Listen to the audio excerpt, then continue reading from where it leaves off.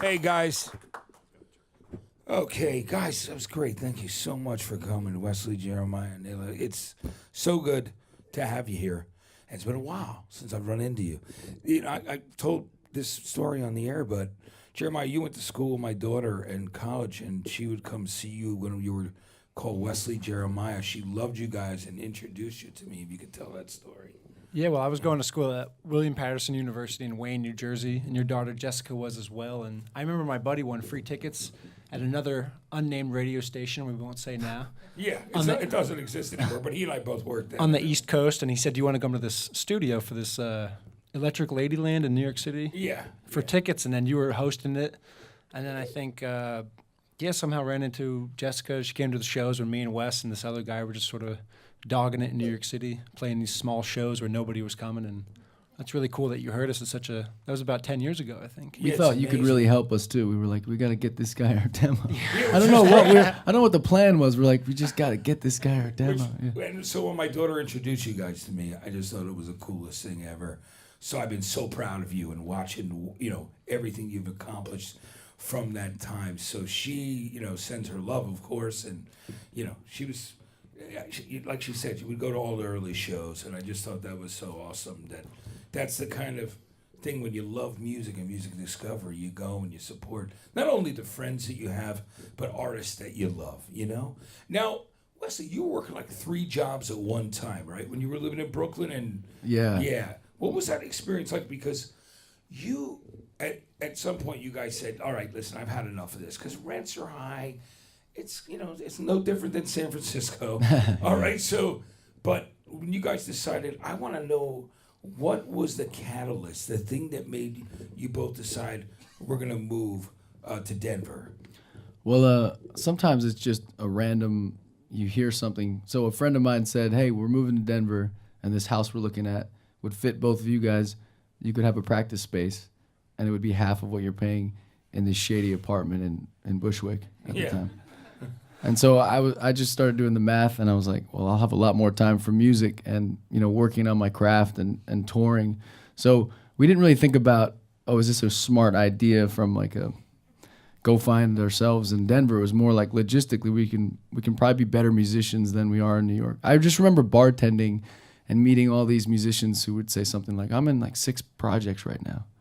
And I'm like, who's bankrolling you? I'm in like 1, and I can barely find enough time to get to our rehearsal studio. So it was just straight up, I got to go somewhere where I have more time for music. Yeah, and that's great that it ended up working out that way. Let's go back to when the two of you first met. You were friends since you were kids, but it was a tragedy that really brought you guys together and made you want to make music, which I think it was cathartic. I mean, losing a best friend and a brother, and let's talk. Can you talk about that just a little bit? Do you mind? Yeah, no. I think that kind of sums it up too beautifully that sort of this tragedy happens, and then out of the ashes and smoke of that, we formed this band. He had died. My brother, tragically overdosed of drugs when he was 19. I was about 14. It was Wes's friend. It was my older brother. And I think starting this band with Wes 6 or 7 years later, I think it was sort of our church without the religion. It was this great place of solace. Everybody goes through stuff in their lives, and I think it was a great way to take any sort of pain or anxiety, whatever you're feeling in life, and put it back into music in a positive, healthy sort of way. And again, it sort of sums up the story too easily, but that's kind of the gist of it. Like for me and Wes, and then eventually finding Neela, and now this band that we call the Lumineers. It's sort of all stemmed from let's write, let's make art, let's make beautiful music, let's get high off our own music and see where this can take us. And that was pretty much the only goal. It wasn't, anything else really. It was just about art and music. It was real. It was for all the right reasons, which I love. Leila, talk to me about when you met Wes and Jeremiah. Well, I had never been in a band before, and I got a music ed degree, and I had graduated like probably 2 weeks before, and I was living with my parents and just perusing Craigslist for anything to get me out of the house. And they posted an ad for, these guys just moved from New Jersey and needed a cello player for their band, and it was not where I thought what I would be doing for a living. Yeah. Guys, the White House. Let's talk about that too. obviously we know how Jorge, and the first album blew up. But what is the experience of going and doing the White House? What was that like? Tell us about how you ended up getting invited there. Well, Obama really likes Stubborn Love, so that's what got us into the White House, I guess. It's yeah, on he his walked. playlist, right? Yeah. It's on his playlist. He walked in. He's like, "Who do we got here?" I'm like, "The Lumineers." Like, Lumineers. I love Lumineers. Comes in, starts shaking all of our hands.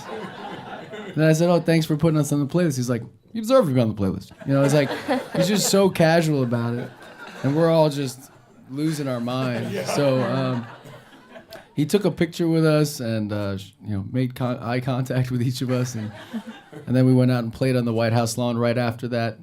Sort of in a blackout mode of thinking I just met the president and I got a photo. That's great. No, that must have been amazing for you guys, right? I mean, so listen, I just wanted to, say how happy we are that you came to play for KFOG listeners today. And again, congratulations. And so good to see you two again, and great to meet you. Yeah. I've seen you many times, but we haven't caught up in a long time. And I know all our KFOG listeners appreciate it as well. Let's hear it for the Lumineers. We'll do some more songs for you. Thanks for having us, man. Thank you.